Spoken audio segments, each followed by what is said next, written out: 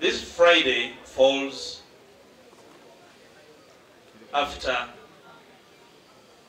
a national debacle that we witnessed in Kawempe yesterday, or probably for 2 weeks. And I would like to take this opportunity to, in a special way, congratulate my brother and learned friend, the Honorable Nalukola,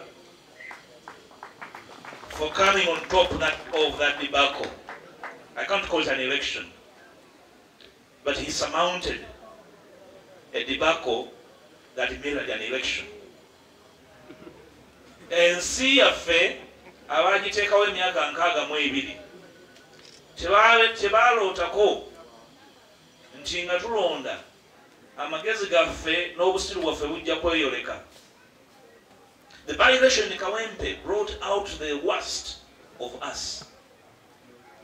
The by-election brought to the fore how much we have gone down the sewer in the practice of our politics. Okwegatta okugenda okujja obufu mu kinnya n'okwegatta okutaasa omuntu okuva mu kinnya kiriwo ekisinga. That we must unite to pull a dead body out of a depression instead of stopping a death. I think we are handling the wrong side of the knife. Akaso tukakwata ku bwogi so si ku kiti oba ku mukonda gwako oba gyekiri n'ekyo. The DA as a big tent. The DA is a big tent. The DA is not a party.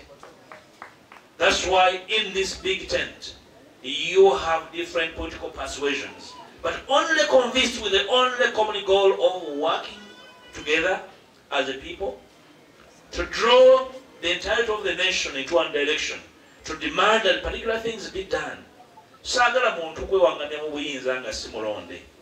Si twagala. Nesu twagala agenda mu kalulunga abatawunyiriza, abatalaba. Ne muzibe sense zenda zikola ki? Zikola ki? Ovala osanga omuzibe nga atambula nga akutta akati n'atagwa mu kinnya.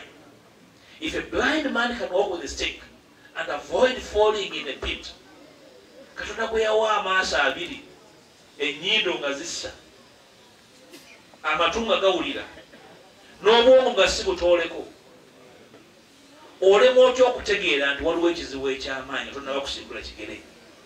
The opposition desiring change must think deeply that our unity should not only be around elections, but also around processes that lead to elections. Muyizi akumma n'akola ki? N'akunyumiza eŋŋombe. Yatujja mu kalulu nga naye agolwa essuuti ye ey'okulayira kubanga omubazi muzimuwerekera buki? We don't want to be escorts at Museveni's swearing ceremony. That's never our aspiration. Twagala kumuwerekera ku mukolo gwe gwa kulayira. Nakino kanti bagambe tetutya kuwangulibwa naye situkkiriza kujogebwa ng'otuyita mu kalulu gyo tujogereyo gw'olayire. No. Tubulayo emyezi nga 6 okugenda ku nominations ezinaddako. Ez'abavubuka zo tekyaweza myezi 6, myezi nga 3. Waliwo ebibuuzo bingi nnyo naddala bye beebuuza. Ekisooka tubazizaamu tutya amaanyi bagende mu kalulu n'obumalirivu nga kalina ekigendererwa ekikyusa eggwanga.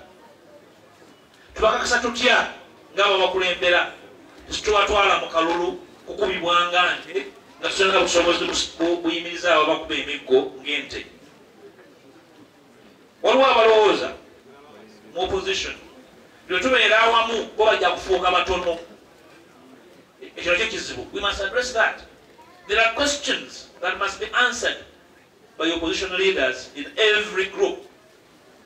There are those who want unity but around themselves. There are those who fear unity because unity will make them small. They are diffident. They are not confident enough to stand the internal competition. Put pressure on the system. Opposition etutta amaanyi mangi nnyo a Kawempe and a Sawa impact. That's beautiful. Wachiamanyi gegamu, enjanga tuli soloti, netugende bundi bujo, netugende toro, natugambe gwanga yonna, no reforms, no elections. Netuzima momentamu ye gwanga.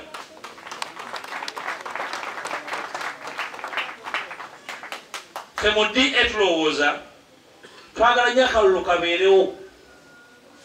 Era twagala nnyo oketabamu. Twagala akalulu kabeerewo ng'omukolo obukolo. We want to participate in a consequential election.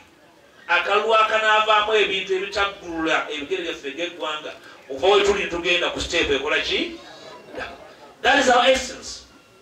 If we summon the same energy, if we summon the same capacity, the same unity that was exhibited in the by-elections behind us, and used it to raise the momentum of the nation, to call upon everyone to say, we must undertake minimum reforms before the next election.